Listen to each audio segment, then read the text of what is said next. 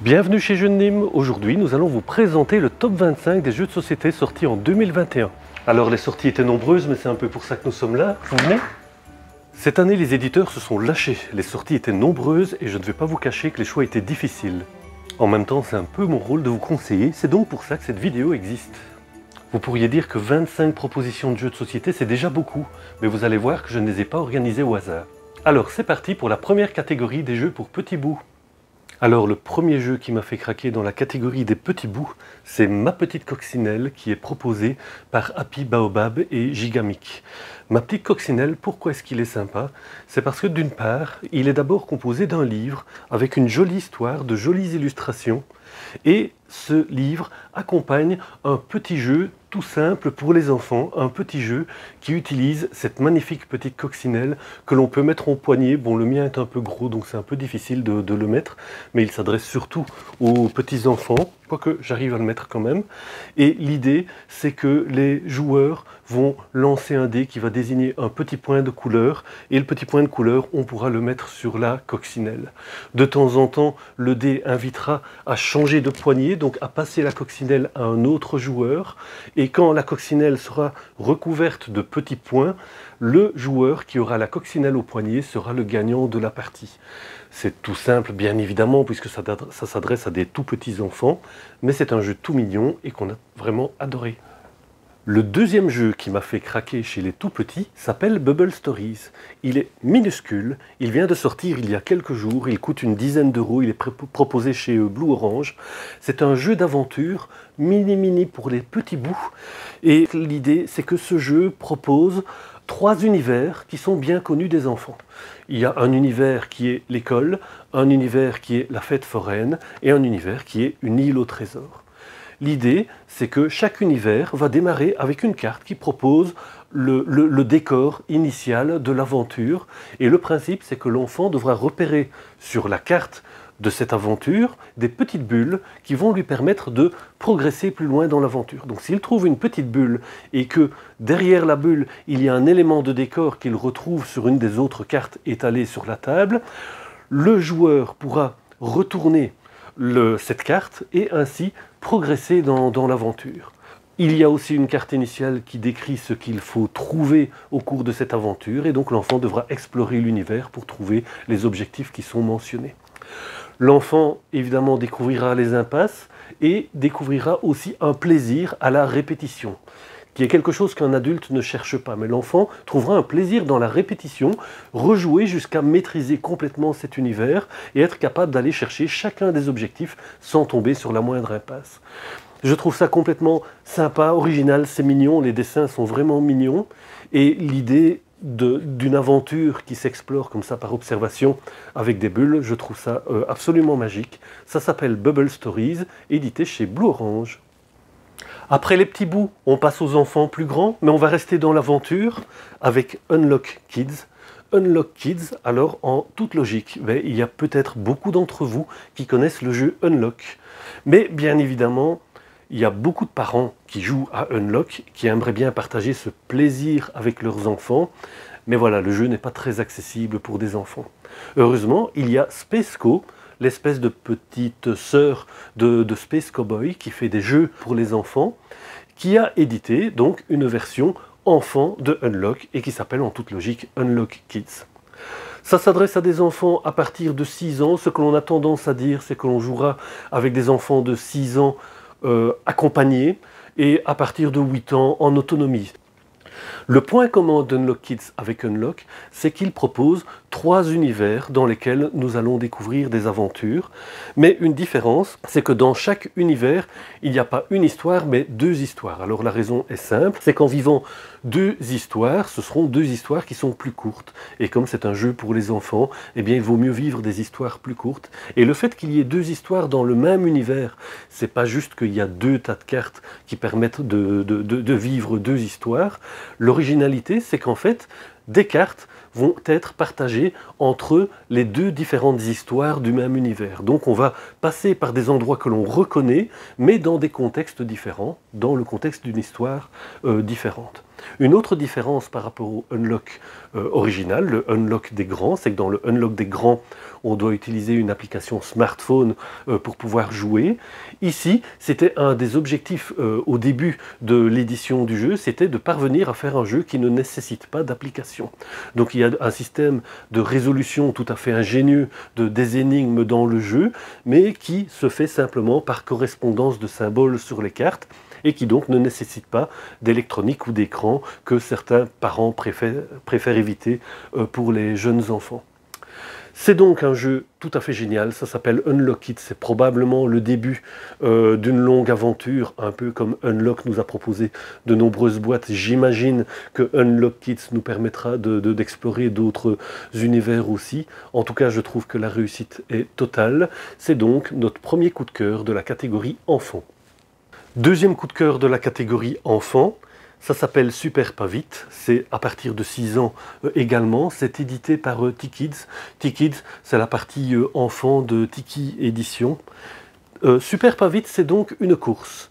C'est une course d'escargot, et comme son nom le suggère, c'est une course d'escargot dans laquelle il faut être le plus lent possible. C'est-à-dire que quand un escargot passe la ligne d'arrivée, plus on est loin de la ligne d'arrivée et plus on gagne. Donc ça, c'est déjà un côté qui est rigolo pour les enfants. Et ce qui est chouette aussi, c'est le côté astucieux de la course, parce que l'objectif est rigolo, mais le jeu est quand même un jeu qui est malin. Vous avez donc une piste, un parcours que les escargots vont devoir réaliser de la ligne de départ jusque la ligne d'arrivée, bien entendu. Les escargots sont au nombre de 6 et chaque joueur va recevoir une couleur secrète d'escargot. C'est-à-dire qu'en fait, quand vient votre tour, vous allez lancer des dés qui sont des dés colorés et vous allez devoir consommer chacun des dés en faisant progresser des escargots. Comment est-ce que vous consommez ces dés? Quand il y a une couleur qui est indiquée sur le dé, vous devez faire avancer soit l'escargot qui correspond à cette couleur, soit un escargot qui se trouve sur une case de cette couleur. Et donc, comme je disais, dès qu'un escargot passe la ligne d'arrivée, c'est le joueur qui est le plus loin de la ligne d'arrivée qui a gagné. Bien évidemment, chacun révèle sa couleur à ce moment-là. C'est donc un nouveau coup de cœur de la catégorie enfant. Le troisième coup de cœur de la catégorie enfant s'appelle Andor Junior. Tout comme Unlock Kids était la version enfant de Unlock, Andor Junior est donc la version enfant du jeu Andor. Probablement les mêmes motivations, donc les grands qui ont joué à Andor ont adoré, mais c'est un jeu qui est malgré tout un peu compliqué pour jouer en compagnie d'enfants. Andor Junior est donc une version accessible du jeu Andor. Il reprend un peu l'esprit, mais évidemment avec une mécanique qui est simplifiée. Donc tout comme le Andor original, Andor Junior est un jeu avec des scénarios. Donc les scénarios décrivent quelle est l'histoire que vous allez vivre pour cette partie. Ce sont toujours des histoires qui ont un fond, on va dire qui n'est pas méchant ou violent. Donc on est dans un jeu pour enfants et donc le registre des objectifs est un registre qui a été rendu plus gentil. Nous avons par exemple ici des petits héros qui partent de leur château. Il y a des loups et une louve qui errent régulièrement autour du château, mais ils ne sont pas considérés comme méchants. Et la louve était toujours accompagnée de ses petits louveteaux. Et un jour, les enfants qui habitent dans le château, nos petits héros, réalisent que la louve est seule et a perdu ses petits louveteaux. Et donc nos petits aventuriers décident de quitter le château et de partir à la recherche des louveteaux pour pouvoir les ramener à leur maman louve. Les enfants ou les aventuriers vont progresser, ils vont progresser dans la plaine, ils vont devoir satisfaire un certain défi pour pouvoir traverser un pont et puis grimper dans la montagne et espérer retrouver les petits loups. Pendant ce temps-là, le dragon vole vers le château, donc il faut veiller à ne pas abandonner le château trop longtemps. Et c'est là évidemment le petit enjeu coopératif d'ailleurs, puisque je n'ai pas précisé que c'était un jeu coopératif, le petit enjeu coopératif que doivent vivre les aventuriers, c'est-à-dire qu'ils doivent ramener les petits louveteaux à la louve avant que le dragon n'ait atteint le château. C'est magnifique, c'est un grand plateau, il y a pas mal de rebondissements dans l'histoire, pas mal de surprises, de découvertes, et nous avons trouvé ça vraiment très plaisant. Il s'appelle donc Andor Junior et clôture nos coups de cœur de la catégorie enfant. On passe maintenant à la catégorie suivante, donc on rentre dans les jeux familiaux et on va commencer par des jeux qui sont plutôt des jeux d'ambiance. Le premier s'appelle Loading, le jeu qui charge vite. Alors pourquoi le jeu qui charge vite? C'est parce qu'il fait une allusion à la batterie de votre téléphone que vous mettez à charger. Vous voyez, il y a des petites barrettes qui indiquent le niveau de chargement de votre jeu. Et le but d'une partie de loading, c'est d'obtenir le plus de barrettes de chargement possible.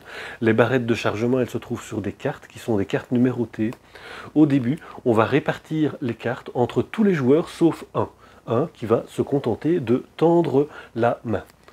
Au top départ, tous les joueurs, dans leur propre tas de cartes, vont fouiller leur tas de cartes pour rapidement déposer une carte devant eux et passer le reste du tas de cartes. Donc ils posent la carte devant eux et le reste du tas de cartes, ils le passent au joueur qui actuellement tend la main. Une fois que l'on a passé le tas de cartes au joueur qui tend la main, eh bien soi-même on tend la main.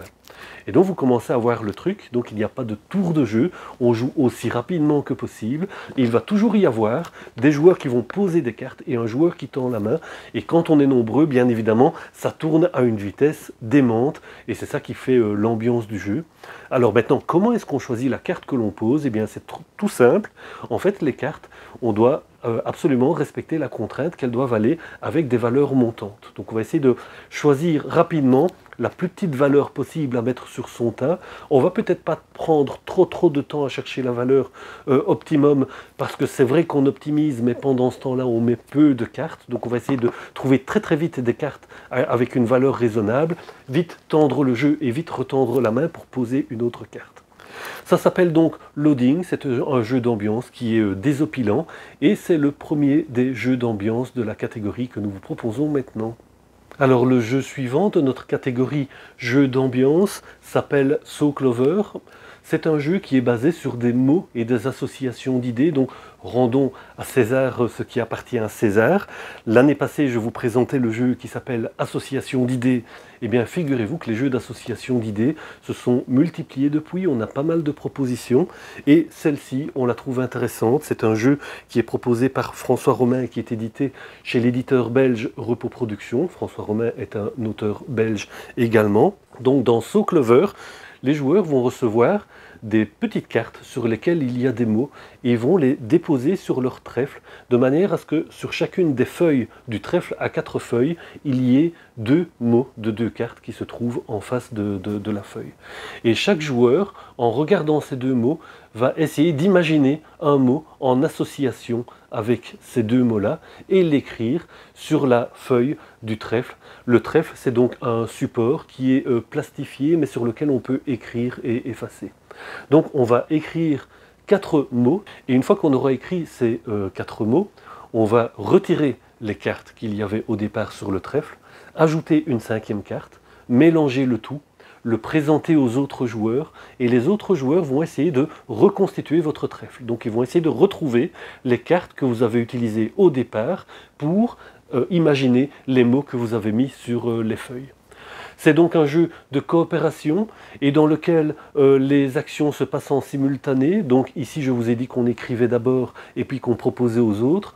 Mais ce qui est bien fait, c'est que tout le monde prépare son trèfle simultanément et puis tout le monde cherche à repositionner les cartes de l'auteur d'un des trèfles. C'est donc un jeu dans lequel on n'attend pas son tour, on est tout le temps acteur du jeu. Donc ça rend le jeu très sympa. Nous avons trouvé que le fonctionnement d'association dans le jeu fonctionne très bien. Et donc voilà pourquoi So Clover se retrouve dans notre catégorie des jeux d'ambiance de cette année. Je vous disais donc qu'il y avait une espèce de mode, un phénomène de mode, de jeu de mots et d'association d'idées. Et comme pour le confirmer, le jeu suivant que je vais vous présenter est encore un jeu de ce type. Il s'appelle Mots Malins. Alors rassurez-vous, il y aura d'autres types de jeux après, mais je trouve qu'il y avait 2 vraiment très bons jeux d'association d'idées cette année. Donc dans Mots Malins, nous avons encore affaire à ce type de jeu. C'est un jeu dans lequel nous allons disposer au centre de la table une grille avec des lignes et des colonnes. Il y aura des mots en ligne et des mots en colonne.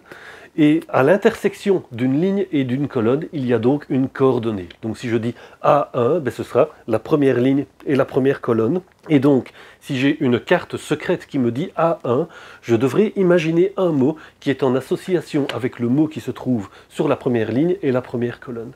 Je vais annoncer ce mot aux autres joueurs et les joueurs vont essayer de deviner que c'est la coordonnée A1 que je possédais. C'est un jeu de coopération et de rapidité, c'est-à-dire que les joueurs auront des cartes coordonnées en main et quand on le sent, on peut faire une proposition aux autres joueurs qui vont tenter de deviner les coordonnées. On va essayer bien évidemment d'avoir le meilleur score possible sur le temps imparti et essayer de s'améliorer au fil des parties. Voilà, c'est une mécanique qui est aussi simple que ça, c'est absolument génial, ça marche vraiment très bien. Ça s'appelle donc Mots Malins. Alors après les jeux d'ambiance, nous allons passer à une catégorie de jeux stratégie, mais toujours à un niveau relativement familial. Le premier de la catégorie s'appelle Happy City. C'est de nouveau une petite boîte et un concentré de bonheur. Et si je le dis, c'est parce que ça s'appelle Happy City. Mais c'est aussi parce que c'est un concentré de bonheur. C'est un jeu dans lequel nous allons essayer de rendre une ville heureuse. C'est donc forcément une ville dans laquelle il n'y a pas de Covid. Et c'est une ville dans laquelle nous allons nous arranger pour qu'il y ait des habitants qui ont envie de venir dans cette ville et essayer de les rendre heureux. Nous allons donc disposer les bâtiments qui maximisent en fait le nombre d'habitants et la quantité de bonheur qui se trouve dans la ville. À la fin de la partie, c'est tout simple, on va juste multiplier le nombre d'habitants par le nombre de cœurs qui représentent le bonheur et ça donnera votre score final. Le principe de la partie consiste donc à votre tour de jeu. En fait, à chaque tour de table, il y aura une phase de revenus qui sont fournis par les bâtiments que vous avez déjà construits dans votre ville. Et ensuite, chaque joueur pourra utiliser ces revenus pour ajouter de nouveaux bâtiments dans sa ville et donc essayer d'optimiser, d'avoir les revenus nécessaires à la construction des bâtiments suivants et d'optimiser ce fameux score dont je vous parlais. Il y a un système de pioche qui est sympathique, original et interactif entre les joueurs. Et bref, pour cette toute petite boîte, je trouve qu'on a vraiment une belle dynamique de jeu et des illustrations qui sont vraiment très sympas. C'est vraiment un grand plaisir de jouer à Happy City. Et voilà donc pourquoi il est la première proposition de notre catégorie de jeux de stratégie familiaux. Pour le deuxième jeu de cette catégorie de jeux de stratégie familiaux, j'aurais aimé vous montrer l'énorme pile en forme de merveille du monde que nous avions réalisé avec les boîtes de Seven Wonders Architects. Malheureusement, cette pile a fondu beaucoup trop vite, mais rassurez-vous, les jeux sont toujours là malgré tout.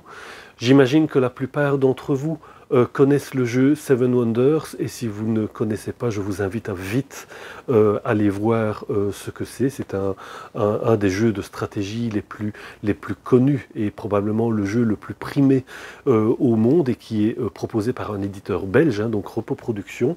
Ici, c'est toujours Repos Productions qui édite Seven Wonders Architects. Alors, qu'est-ce que c'est Seven Wonders Architects? Ça n'est pas une extension de Seven Wonders, c'est une version justement plus accessible, plus familiale du Seven Wonders classique. Donc les joueurs qui connaissent le Seven Wonders original vont retrouver certains éléments qui sont communs avec le jeu original, en particulier le fait qu'il y a différentes couleurs de cartes qui ont chacune des effets particuliers en fonction de la couleur. Donc ici c'est pareil. Donc c'est un jeu ici dans lequel nous allons construire une merveille et développer la civilisation autour de cette merveille en piochant des cartes. Et je dis en piochant justement, puisque dans le jeu Seven Wonders original, on faisait ce que l'on appelle un draft de cartes, c'est-à-dire qu'on faisait tourner les cartes entre les joueurs. La mécanique de prise de cartes dans Seven Wonders Architects a été simplifiée et donc consiste à piocher des cartes qui se trouvent soit dans le tas de votre voisin de gauche ou dans le tas de votre voisin de droite ou dans un tas central qui est commun à tous les joueurs. Et en prenant ces cartes, vous allez avoir des ressources qui vont vous permettre de construire des merveilles. Vous allez avoir des cartes qui rapportent tout simplement des points de victoire. Vous allez avoir des cartes qui vont vous permettre d'augmenter votre puissance militaire, et ainsi de suite. La règle du jeu est extrêmement bien expliquée, donc en 2-3 minutes, vous expliquez aux gens comment le jeu fonctionne et vous êtes parti. Les parties aussi sont relativement rapides, en 10 minutes, un quart d'heure, une partie est pliée.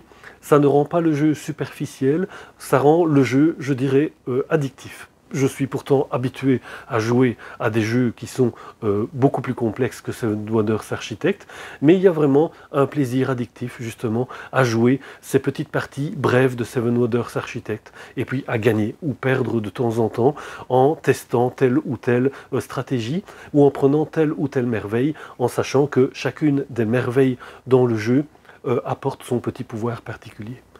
Un petit commentaire aussi particulier, c'est pour le matériel qui est magique, puisque quand vous ouvrez la boîte, vous avez des petites boîtes dans la boîte qui représentent chacune tout le contenu nécessaire pour un joueur. Donc vous ouvrez la boîte, chaque joueur prend une boîte, on ouvre la boîte centrale et on est parti. Ça c'est vraiment magique, je pense que les gens cherchent souvent ce genre de choses. C'est un jeu que l'on met très rapidement en place pour pouvoir jouer immédiatement sans cette complexité d'installation de matériel. Seven Wonders Architect, c'est une nouvelle merveille de l'éditeur de Repos Productions et ça n'est absolument aucune surprise, j'imagine, de le retrouver dans notre sélection de fin d'année. Alors notre troisième proposition dans la catégorie des jeux de stratégie familiaux s'appelle King Domino Origins. Donc de nouveau une déclinaison, j'imagine que certains d'entre vous connaissent le jeu King Domino qui a eu énormément de succès il y a quelques années et son auteur, Bruno Cathala, a décidé de revisiter son jeu. Donc King Domino Origins n'est pas une extension de King Domino, c'est un jeu qui se joue de manière totalement indépendante. Et King Domino Origins, on pourrait dire que le mot Origins a un double sens. Il a d'une part, bien évidemment, un sens qui est lié à son thème, qui est un thème de la préhistoire, donc King Domino Origins qui fait allusion à la préhistoire. On pourrait peut-être dire aussi que le Origins est là pour refléter le fait que l'auteur Bruno Cathala est revenu aux origines de la création de son jeu et a essayé de le réimaginer avec un peu de recul et un peu d'expérience quelques années plus tard. Dans King Domino Origins, vous avez non pas un jeu, mais 3 jeux, ou je dirais plutôt 3 évolutions d'un même jeu. C'est-à-dire que le premier niveau d'évolution du jeu est un niveau qui est comparable au King Domino original, mais avec un petit twist. Donc il y a une nouvelle manière de calculer les points, qui n'est pas exactement la même que le King Domino de départ, et qui est déjà un twist qui est amusant pour ceux qui connaissaient déjà le King Domino. Il y a un certain recouvrement entre les deux jeux, mais cette petite idée originale sur la manière de calculer les points transforme la manière de jouer et la rend très agréable. Mais ça n'est pas tout. Il y a, comme je disais, 2 autres niveaux de jeu dans King Domino Origins. Il y a donc un deuxième niveau qui d'abord consiste à dire que puisqu'on développe des terrains de différents types, ces terrains produisent des ressources et donc on va ajouter une règle de production de ressources et de majorité sur les ressources produites qui ajoute donc une nouvelle manière de scorer et donc va vous inviter à développer de nouvelles stratégies. Et puis il y a un troisième niveau de jeu qui dit que maintenant que vous avez des terrains et maintenant que vous produisez des ressources, vous allez pouvoir utiliser ces ressources pour inviter des compagnons, des personnages qui vont venir rejoindre vos territoires et vont vous apporter chacun individuellement de nouvelles manières de scorer et donc là exploser le nombre de possibilités d'optimiser votre stratégie de scoring. Donc il y a une revisite du jeu qui vous propose des versions au même niveau que le King Domino original mais vous amène encore plus loin. On aimait déjà le King Domino à l'origine et donc on aime beaucoup le King Domino Origins maintenant. Vraiment excellent jeu, donc c'est édité chez Blue Orange et c'est donc le troisième jeu de notre catégorie des jeux de stratégie familiaux. Alors la catégorie suivante est une totale invention de mon cru. Il se trouve qu'il y a une multiplication de jeux qui sont basés sur des scénarios, des histoires que l'on doit vivre, dans lesquelles on va s'immerger. Et donc je trouvais que ça méritait une catégorie à part entière pour pouvoir vous montrer cette nouvelle filière, on va dire, de type de jeu. Le premier, c'est Micro Macro Crime City Full House. Vous allez dire, tiens, Micro Macro Crime City, on en a déjà parlé l'année passée, oui, en toute logique. Il a été élu As d'or jeu de l'année 2021 en début 2021. Et il se trouve que depuis, une nouvelle boîte est sortie, elle s'appelle Full House, et donc je ne peux pas ne pas vous dire que cette boîte existe. Alors donc le principe de Micro Macro Crime City, c'est que vous avez un énorme poster qui représente une ville. Donc dans ce cas-ci, c'est une autre partie de la ville par rapport à la première boîte, et une ville dans laquelle il se passe vraiment beaucoup de choses. Donc beaucoup de choses, on va dire à caractère criminel, et plus ou moins graves, ça dépend des histoires. Et donc vous avez des enveloppes avec des histoires. Le point de départ d'une histoire, alors c'est vraiment que le point de départ à un petit côté où est Charlie, c'est qu'il faut repérer le crime qui a été commis sur la carte. Mais après, le jeu n'a plus rien à voir avec où est Charlie. C'est une fois que l'on est là, on se met quelque part dans la peau d'un inspecteur de police, et en observant la carte, on va voyager non seulement dans l'espace, mais dans le temps. C'est l'originalité de cette carte, c'est qu'elle représente des scènes à différents moments dans le temps. Donc si vous voyez un personnage dans une rue de la ville, vous pouvez aller plus loin dans la rue pour le voir progresser dans cette rue, ou vous pouvez remonter dans le temps. Et c'est ce que vous allez faire en résolvant les énigmes. Vous allez à la fois essayer de remonter le temps pour essayer de deviner comment on en est arrivé là. Donc s'il y a eu un crime, comment en est-on arrivé là? Et vous allez ensuite essayer d'avancer dans le temps pour essayer de deviner, mais où est donc passé le criminel maintenant? Il y a donc tout un ensemble d'enveloppes avec des niveaux de difficulté qui varient. Comme je disais, c'est une autre partie de la ville. Les cartes se chevauchent. Il y a donc, je suis à peu près certain, des opportunités à ce que des histoires, à un moment donné, se retrouvent comme chevauchant les deux éléments de la ville, mais c'est quelque chose que l'avenir nous apprendra. En tout cas, Micro Macro Crime City est un jeu qui s'adresse à des joueurs ados, adultes. Il y a la thématique qui fait que le jeu est relativement peu accessible à des enfants, donc la thématique qui est liée à des thèmes criminels. Sinon le jeu n'est pas compliqué en soi, il peut se pratiquer seul ou à plusieurs, donc on recherche à plusieurs, et c'est donc plusieurs scénarios que l'on retrouve. Voilà, donc c'est donc Full House, la deuxième boîte de Micro Macro. Il ne me semble pas possible de vous parler de jeux scénarisés sans vous parler d'Unlock. Unlock, c'est donc une escape adventure, hein, donc une escape game que vous allez pouvoir jouer sur table. Les jeux Unlock ont énormément pris en maturité, je trouve, avec le temps. Au départ, ils ressemblaient effectivement relativement assez fort à des jeux d'escape game, et plus on avance, plus les aventures sont folles, je trouve, et plus la créativité se lâche. On en est à la 9e boîte de jeu, et je pense que les boîtes sont toujours aussi populaires les unes que les autres, une boîte après l'autre. Ici, vous avez 3 types d'histoires. Vous avez une histoire qui est basée sur Sherlock Holmes, une histoire qui est basée sur Robin des Bois, et une histoire qui est basée sur un film d'action avec un twist, mais que bien évidemment, je ne vais pas vous spoiler. C'est absolument fabuleux. C'est un jeu qu'on adore. On fait absolument toutes les boîtes, toutes les aventures. On adore ça. Et si vous n'avez jamais essayé, je vous conseille de l'essayer. Et pour clôturer cette catégorie de jeux scénarisés, je vais vous montrer non pas une boîte de jeux, mais 3 boîtes de jeux qui représentent une nouvelle gamme de jeux.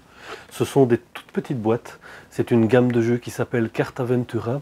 Et chaque boîte vous amène dans un nouvel univers qui a un fond historique authentique. Ce sont donc des jeux très scénarisés, très narratifs. Et donc contrairement à un Unlock ou à un Micro Macro, ici le but n'est pas de résoudre des énigmes, mais le but est de prendre les bonnes décisions. Donc on ne doit pas résoudre des mystères, trouver des codes, etc. On doit juste faire des choix qui nous font progresser dans une histoire. Toutes les aventures sont basées sur une histoire authentique, mais l'originalité de Carte Aventura, c'est d'avoir un peu revisité cette histoire, de manière à ce qu'elle puisse mener à des conclusions différentes. Donc à chaque fois que vous prenez une boîte avec une histoire, une aventure, il y a en fait 5 chemins d'histoire possibles et 5 conclusions possibles en fonction des décisions que vous aurez prises. Et c'est ce qui fait l'originalité de Cartaventura, c'est que vous ne mourrez probablement pas souvent, mais par contre, vous prendrez des décisions qui vous mèneront vers une conclusion ou une autre, et l'envie de rejouer, au-delà du fait que vous pourriez définitivement perdre une partie, mais l'envie de rejouer viendra plutôt de la volonté de faire des choix alternatifs qui vous permettront de visiter les fins alternatives de l'histoire. Donc les 3 boîtes, la première c'est Lhasa, qui raconte l'histoire de la première dame qui a traversé la chaîne de l'Himalaya pour atteindre le Tibet. Vous avez Vinland qui se déroule dans un univers viking. Et vous avez la toute nouvelle boîte qui vient d'arriver il y a quelques jours, qui s'appelle Oklahoma, et qui vous amène donc dans l'ouest des États-Unis à l'époque du Far West. Toutes les histoires sont vraiment très intéressantes à lire, l'écriture est très jolie, et donc l'idée c'est vraiment de vivre une histoire dans laquelle on lit et on prend des décisions, et on prend des décisions en fait en posant les cartes, en déployant des cartes, des cartes géographiques, en rencontrant des personnages, en récoltant des objets, et donc en progressant, en répondant aux différentes options qui sont proposées par le jeu. Il n'y a aucune règle à lire, vous commencez et les cartes vous expliquent au fur et à mesure comment vous pouvez prendre des décisions pour progresser dans le jeu. Et ça aussi, c'est une originalité de cette collection Cartaventura. Après les jeux scénarisés, je continue à vous inventer des catégories farfelues, qui est la catégorie des jeux qui se jouent en campagne. Donc pas à la campagne par rapport à la ville, mais des campagnes dans le sens où le jeu va vous proposer un certain nombre d'histoires, mais là en fait l'idée c'est que le jeu va progresser avec vous. Il y a un côté legacy, comme disent les joueurs pour utiliser le terme technique, legacy voulant dire héritage en anglais, c'est-à-dire que chaque nouvelle partie hérite de ce que vous avez fait dans les parties précédentes. Et donc, plus vous avancez dans le jeu, plus vous avez un héritage du passé, des parties précédentes que vous avez jouées. Souvent, ça s'accompagne avec de nouvelles circonstances de jeu. Donc peut-être que le scénario, l'histoire évolue également, et donc là on rejoint les jeux scénarisés de tout à l'heure. Mais en tout cas, il y a aussi une construction dans le sens de la sophistication du jeu, avec de nouveaux éléments de jeu qui apparaissent au fur et à mesure. Et je pense qu'un des meilleurs représentants de cette gamme de jeux en campagne, à un niveau de nouveau familial, donc en fait on est toujours dans la catégorie des jeux familiaux, mais sur un registre ici de jeux de campagne. Donc ici c'est My City, qui est un jeu qui est édité par Reiner Knizia, qui est un auteur très célèbre qui a produit des centaines de jeux depuis plus d'une vingtaine d'années. Le jeu est édité en français par Yellow, et c'est un jeu qui se joue à la forme d'un Tetris, on va dire. Donc vous avez des pièces qui représentent des formes un peu de Tetris, qui en fait sont des bâtiments que vous allez devoir poser sur un paysage. Le principe de base, c'est qu'il faut essayer d'optimiser le placement de cette huile, de minimiser le nombre de trous pour pouvoir placer un maximum de bâtiments sur votre paysage. Mais ça, c'est vraiment l'histoire du jour 1. L'originalité justement de My City, c'est qu'il y a des enveloppes avec des scénarios qui vous font progresser de partie en partie. Il y a 8 enveloppes qui chacune introduisent un nouveau contexte de jeu, et dans chaque enveloppe, il y a trois épisodes qui sont en fait 3 parties différentes que vous allez faire, chaque partie amenant un des aspects du scénario proposé par l'enveloppe. Donc vous allez commencer avec un jeu très simple. Donc on retourne une carte qui vous décrit une pièce à poser, et tout le monde essaie de poser cette pièce sur son plateau. Mais plus vous allez ouvrir des enveloppes et lire les nouveaux épisodes, plus vous allez ajouter un peu de piment à toute cette histoire. À la conclusion de chaque partie, en fonction du positionnement des joueurs, il va y avoir une altération de votre plateau de jeu. Donc votre plateau de jeu sera vraiment votre plateau de jeu et vous allez le réutiliser de partie en partie. Donc il y a une condition, évidemment, c'est de jouer tout le temps avec les mêmes joueurs qui auront leur propre plateau qui va évoluer de partie en partie, se transformer avec des écritures ou des collants que l'on va mettre dessus et qui vont donc transformer leur terrain de jeu. Ce qui est bien fait aussi, puisque c'est une campagne de 24 épisodes, il serait un peu dommage qu'un joueur se sente perdu dès les premières parties. Donc le côté astucieux de cette campagne, c'est qu'à la conclusion d'une partie, les joueurs qui sont le plus en retrait dans le score de la partie gagneront un bénéfice legacy, un héritage plus grand que les joueurs qui ont terminé en tête du score. Et donc le jeu va forcer un rééquilibrage, si vous voulez, entre les joueurs, de partie en partie, de manière à ce que chacun puisse continuer à se sentir dans la course pendant tout le long de la campagne.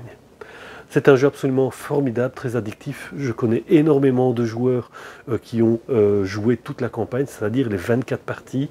Reconnaissez quand même que même si c'est un jeu qui se transforme et donc qui vit le temps de 24 parties, il y a quand même peu de jeux dont on joue vraiment 24 parties. Donc pour moi, c'est un jeu qui est quand même énormément rejouable. C'est donc My City, premier de la première proposition de la catégorie des jeux de campagne.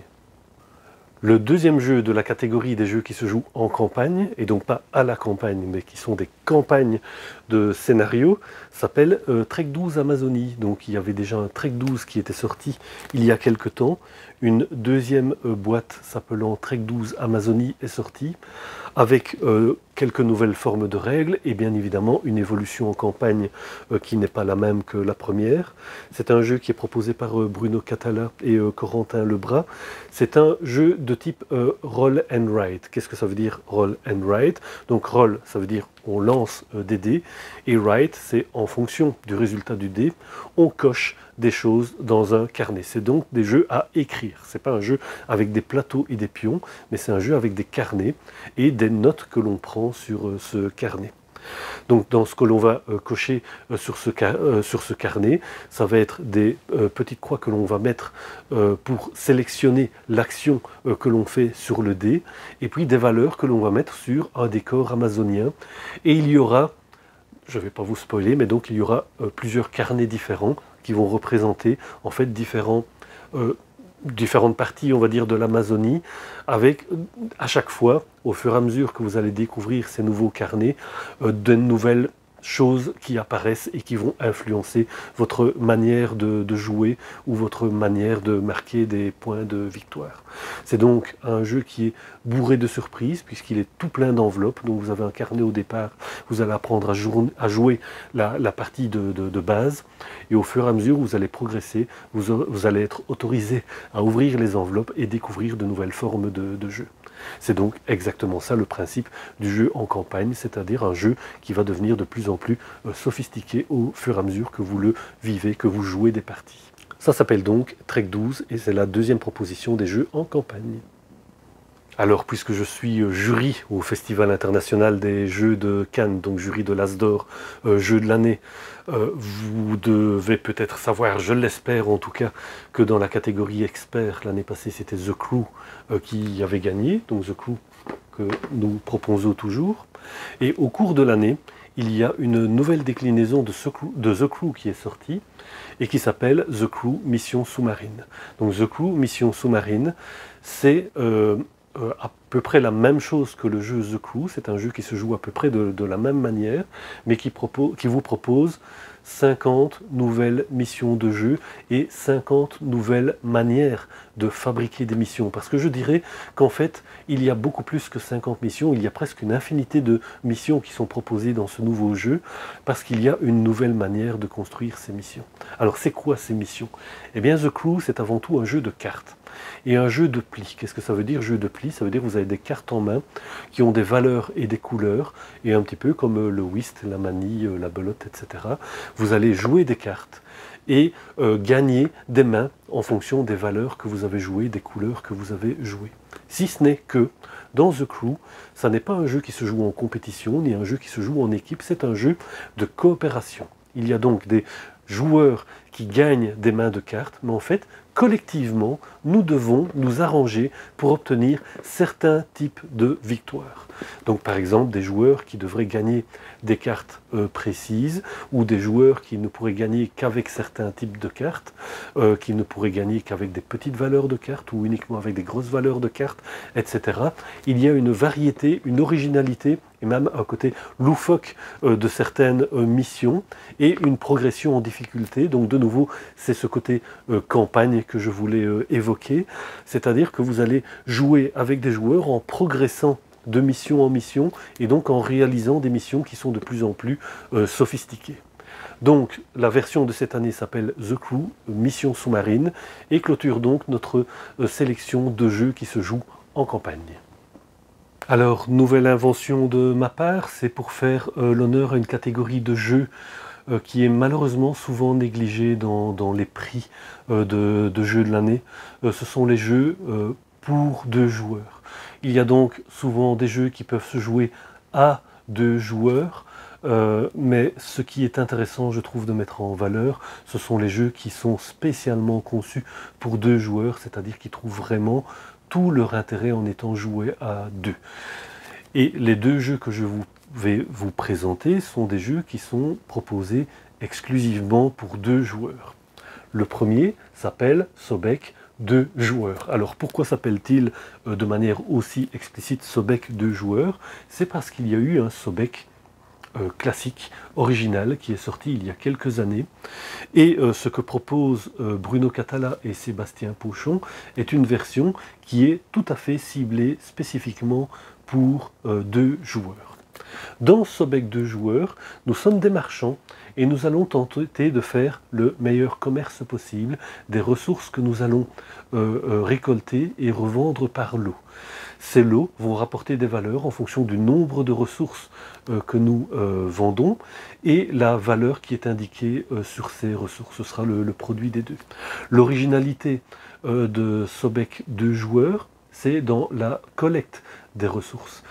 En fait, il y a un pion qui va se promener sur une grille, et ce pion il a une orientation qui vous dit sur quelle ligne, quelle colonne ou quelle diagonale votre prochain choix de ressources devra se faire. Et en déplaçant le pion pour aller chercher une ressource, la case sur laquelle vous allez arriver et la carte que vous allez prendre va déterminer quelle est la nouvelle direction du pion. Ce qui fait que, en faisant un choix, vous choisissez à la fois la carte que vous voulez prendre, mais à la fois le choix que vous offrez à votre adversaire, puisque le choix que vous faites va donner la nouvelle direction et donc les nouvelles options pour le joueur suivant. Et donc, à travers ce mouvement de pion, vous créez l'interaction entre les joueurs. Il y a une autre forme d'interaction qui est due au fait que vous allez recruter des personnages qui pourront influencer en fait le jeu, et parfois d'une manière interactive. Il y a aussi une course à la vente des ressources qui va inciter les joueurs à très rapidement vendre des lots pour collecter des bonus qui sont en nombre limité et déterminés aléatoirement au début de la partie. C'est un style de jeu que j'aime vraiment beaucoup. Ça fait partie des jeux que j'appelle à jouer le soir au coin du feu, c'est-à-dire qu'ils sont malins, sans exploser nécessairement les neurones, mais qui ont un petit twist de mécanique que je trouve très agréable. Donc il s'appelle Sobek 2 joueurs, le premier de la catégorie 2 joueurs de cette sélection. Le deuxième jeu conçu spécifiquement pour 2 joueurs que je voulais vous présenter aujourd'hui s'appelle Aqualin. Aqualin, qui est proposé par Yellow, et donc c'est un jeu spécifiquement pour 2 joueurs. Un jeu d'une grande simplicité, mais que je trouve très sympathique parce qu'il est original dans sa manière de jouer tout en étant très simple. Dans Aqualin, vous avez des petites tuiles qui représentent des animaux marins bien évidemment, puisqu'on est dans un thème marin, des animaux marins qui ont chacun une couleur particulière. Et en fait, un joueur va jouer avec les espèces d'animaux et l'autre joueur va jouer avec les couleurs d'animaux. Donc on joue avec les mêmes jetons, mais un joueur a un objectif sur les espèces d'animaux, c'est-à-dire créer des regroupements d'animaux identiques sur le plateau de jeu qui est commun aux deux joueurs, tandis que l'autre joueur va essayer de créer des groupements d'animaux de même couleur, quelle que soit leur espèce. Donc en posant les mêmes tuiles, les envies de créer des groupements ne sont pas les mêmes.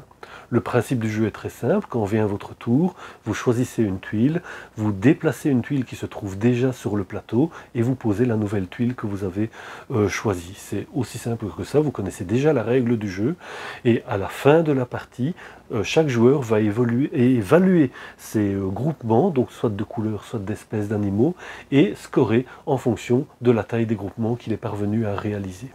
Ça s'appelle donc Aqualin, un jeu spécialement conçu pour 2 joueurs. Maintenant, on va monter un petit peu dans la gamme de complexité, on va rentrer dans les jeux initiés, si ce n'est que ici, finalement, j'aurais pu aussi le présenter dans la gamme des jeux scénarisés, puisque Oltre est un jeu qui est quand même un petit peu plus complexe, c'est pour ça que je ne l'ai pas mis dans les scénarisés, mais c'est quand même un jeu à scénario. C'est un jeu qui est signé Antoine Boza et John Grumpf, en espérant prononcer correctement le nom de John. Donc Antoine Boza, que l'on va reconnaître, que l'on connaît d'abord comme étant l'auteur de Seven Wonders, mais je vais citer aussi qu'il a été l'auteur de Ghost Stories. Et pourquoi est-ce que je cite Ghost Stories, qui est un jeu qui a aussi été édité chez Repos Productions? Pourquoi est-ce que je cite Ghost Stories? C'est parce que c'était un jeu de coopération et dans lequel on était des compagnons qui étaient regroupés dans un village central et qui devaient se protéger contre l'invasion des forces du mal. Et on était envahis de toutes parts. Et dans Oltre, on retrouve un petit peu cette idée, mais dans une version qui est beaucoup plus narrative, qui est scénarisée. Et donc, on a un jeu dans lequel vous allez avoir un livre qui s'appelle une chronique. Et cette chronique est une chronique surprise, c'est-à-dire que vous allez régulièrement tourner les pages de la chronique pour découvrir, mais découvrir en vous surprenant, en vous proposer en fait l'évolution du scénario de l'aventure. Donc ici, nous allons avoir aussi des héros qui se retrouvent dans un vieux bastion désaffecté. Il est entouré de villages qui ont différentes spécialités et qui peuvent d'ailleurs aider nos compagnons. Mais ces villages font face à certaines tourmentes. Il y a des péripéties à réaliser, c'est-à-dire que nous allons devoir partir à l'aventure hors du bastion et réaliser des péripéties dans les différents villages de manière à parvenir à maintenir notre niveau de prestige. Il va y avoir des problèmes dans certains villages et les problèmes sont des choses que l'on a intérêt à résoudre parce que quand il y a un problème, ça veut dire que l'on ne peut plus bénéficier des effets du village dans lequel se déroule le problème. Donc des péripéties, des problèmes, une chronique qui vous fait découvrir une histoire fil rouge en fait, qui va vous accompagner tout le long de la partie et vous mener de surprise en surprise. Et je vais encore ajouter des missions, donc vous voyez on est quand même dans un jeu qui est relativement sophistiqué, des missions, des objectifs à remplir en plus de toutes ces péripéties et de tous ces problèmes que nous devons résoudre. Mais ces missions, nous avons absolument intérêt à les réaliser parce que nous savons que la chronique nous mène à un final auquel nous avons intérêt à être préparés. Et ce que le jeu nous suggère, c'est de réaliser les missions pour être bien préparés au final de la chronique qui nous attend. Ce qui est très bien fait, c'est que même s'il y a cette surprise de la chronique qui peut être passée après une partie, la chronique est malgré tout rejouable. Pourquoi est-ce qu'elle est rejouable? Parce qu'en fait, le contexte que nous allons vivre sera différent. Nous allons vivre d'autres péripéties, rencontrer d'autres problèmes, et nous pouvons même choisir des cartes de mission pour une même chronique, des cartes mission différentes, avec des niveaux de difficulté différents. Et donc si par exemple nous avons des difficultés à satisfaire une mission, nous pouvons, à terminer une chronique, nous pouvons choisir des missions plus faciles à réaliser, ou au contraire, prendre des missions plus complexes si nous sommes vraiment très doués pour gagner. Il y a donc une énorme richesse dans ce jeu par la multiplicité de ses péripéties, de ses problèmes, de ses chroniques et de ses missions qui rend le jeu énormément rejouable. Ça a été un gros coup de cœur pour nous, même si je dois reconnaître que nous avons fait une seule chronique pour l'instant parce que le jeu est flambant neuf. Que nous avons d'ailleurs perdu, mais nous avons perdu avec énormément de plaisir, parce que nous avons pris plaisir à nous faire surprendre par cette chronique, et ça nous a donné vraiment une seule envie, c'est de rejouer au jeu pour pouvoir mieux gérer toutes les missions que nous avons rencontrées. Donc Oltré, magnifique jeu qui est à la fois un jeu initié et un jeu à scénario. Alors le jeu initié suivant s'appelle Fruitopia. Il est édité en français chez Gigamic. Donc nous sommes sur des îles qui sont gorgées de soleil et gorgées de fruits. Et les joueurs vont justement être des producteurs de fruits. Chaque joueur va posséder un petit plateau et sur lequel il va pouvoir produire des fruits d'une manière qui est tout à fait originale et qui rend le jeu tout à fait particulier. C'est que nous allons utiliser un jeu de type le jeu du taquin. Je ne sais pas si vous voyez le taquin, ces espèces de petits puzzles que l'on doit résoudre en déplaçant des pièces dans une grille. Et bien ici, c'est comme ça que vous allez produire des fruits. Donc si vous voulez produire de la banane, vous allez glisser votre jeton banane à la façon d'un jeu de taquin, et le nombre de cases de déplacement que vous avez réalisé va déterminer le nombre de bananes que vous avez produit. Et donc en organisant les mouvements de votre taquin, vous allez essayer d'optimiser votre rendement de fruits. Au début de la partie, la zone de taquin est extrêmement réduite. C'est une petite zone de 3×3. Et pourquoi? Parce qu'en fait, votre île est envahie de bateaux qui vous réclament des fruits.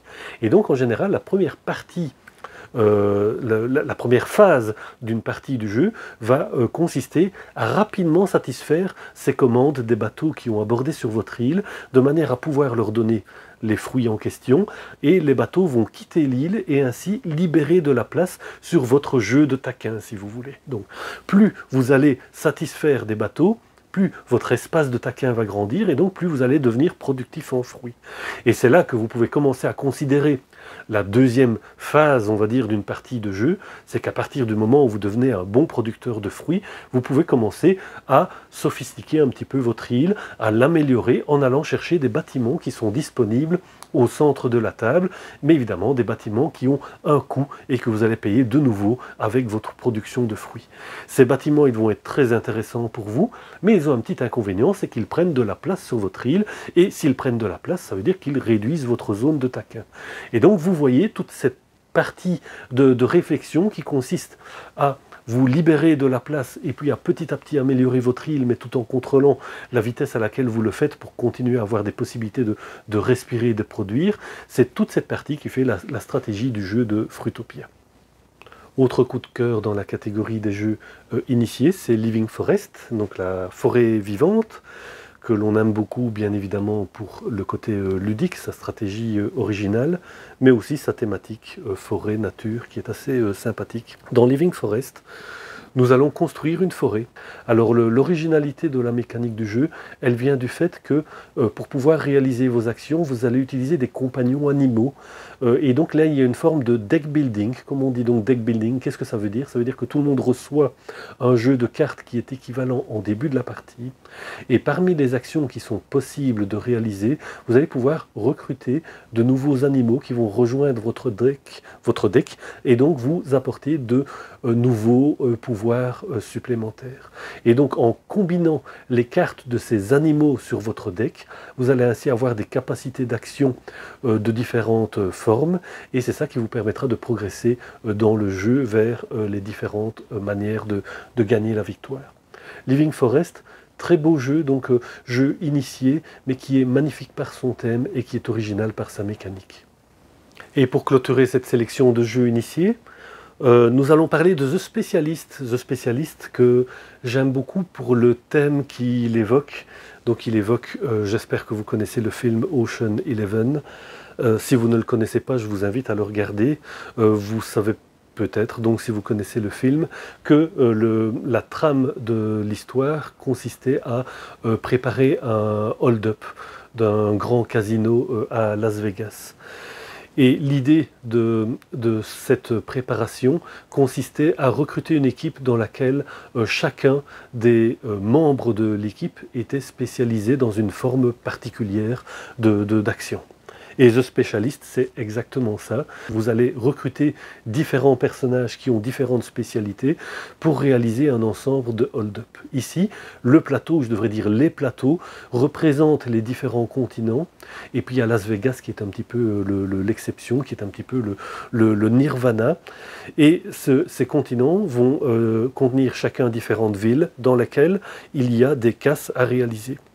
Vous allez probablement vous échauffer en faisant des casses plus modestes, et au cours de la partie, au plus vous aurez recruté des spécialistes compétents et multiplié la quantité de cartes qui représentent ces spécialistes, au plus vous aurez la capacité d'atteindre des casinos ou des banques ou des bijouteries de plus grande envergure, jusqu'à idéalement être capable de réaliser un braquage à Las Vegas. C'est édité par Explorate qui est un éditeur lillois qui ne se trouve pas très loin de jeux de Nîmes. Les éditeurs sont super sympathiques, et si en plus ils font des bons jeux, qu'est-ce qu'on peut attendre de mieux? Donc The Specialist pour clôturer cette sélection de jeux pour initier. Et nous arrivons enfin à la dernière catégorie de notre sélection, qui est la catégorie des jeux experts. Et je vais commencer par Iki.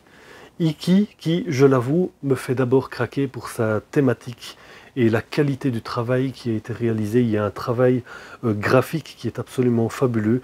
J'adore déjà la couverture, et l'intérieur est tout à fait équivalent. Toutes les illustrations sont magnifiques. L'éditeur m'expliquait qu'ils ont fait un travail très long aussi de mise au point, y compris des graphismes, donc pas uniquement des règles du jeu, mais y compris des graphismes pour assurer l'authenticité de tous les métiers qui sont représentés dans ce jeu, et de tous les décors. Iki va donc nous évoquer le Edo, l'époque Edo, qui est donc l'époque de l'ancien Tokyo.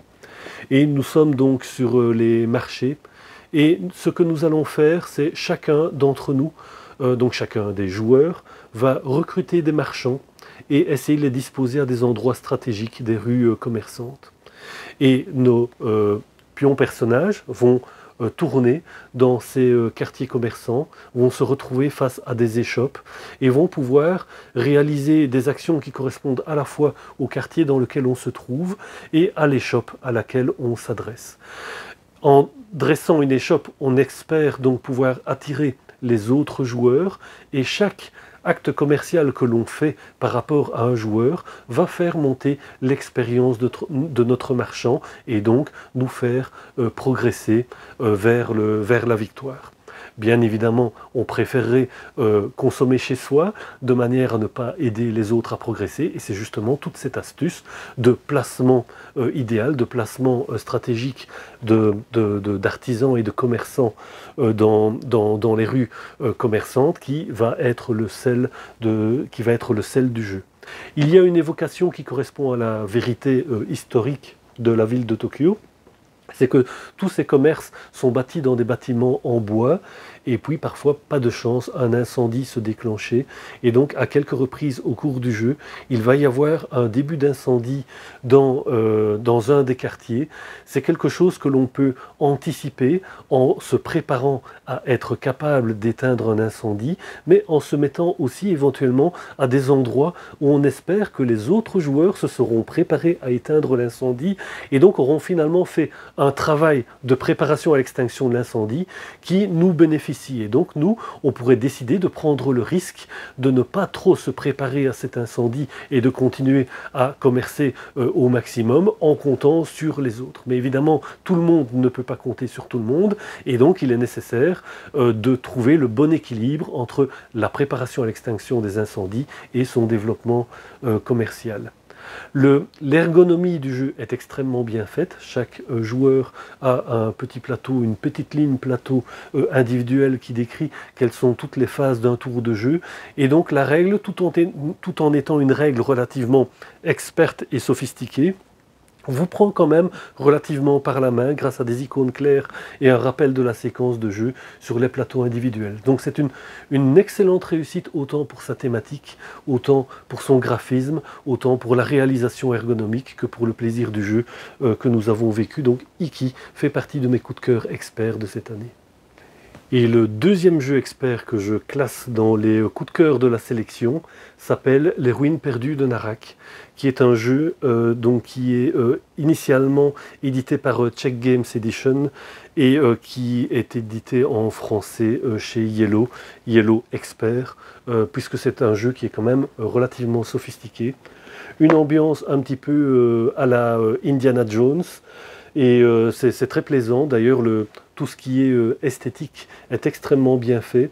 De nouveau, un petit peu comme dans Iki, il y a une ergonomie aussi de jeu qui est très bien étudiée et qui rend le jeu presque accessible, même si ça reste malgré tout un jeu expert, parce qu'il combine pas mal de mécaniques de jeu, et donc cette alchimie de mécaniques de jeu, elle est quand même relativement sophistiquée, donc s'adresse à des joueurs qui ont quand même l'habitude de jouer.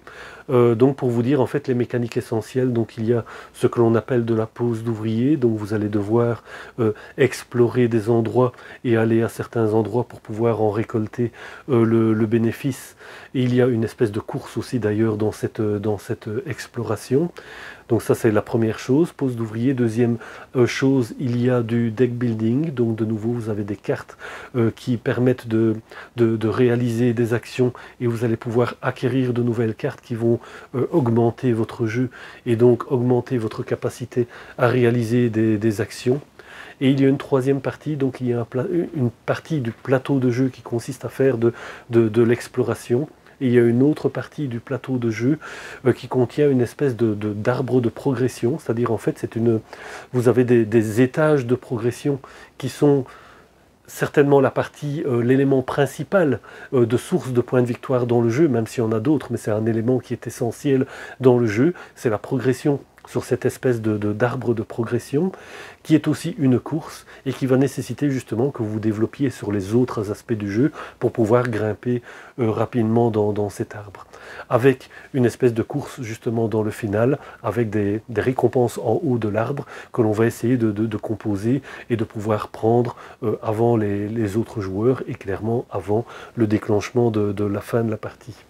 Donc Narak, un environnement aventure, jeu relativement sophistiqué mais magnifiquement bien édité, qui fait partie donc le deuxième coup de cœur de cette catégorie de jeux experts. Et bien voilà, j'espère que vous avez apprécié cette sélection du top 25 des jeux de société de l'année 2021 vu par Jeux de Nîmes. Si vous avez aimé, n'hésitez pas à le faire savoir en marquant le petit pouce ou en faisant un commentaire avec ce que vous avez aimé ou avec ce que vous auriez aimé voir. N'hésitez pas en tout cas. Et pensez à vous abonner à la chaîne Jeux de Nîmes pour être tenu au courant des prochaines vidéos. Je vous remercie en tout cas d'avoir regardé jusqu'ici. Merci et à bientôt.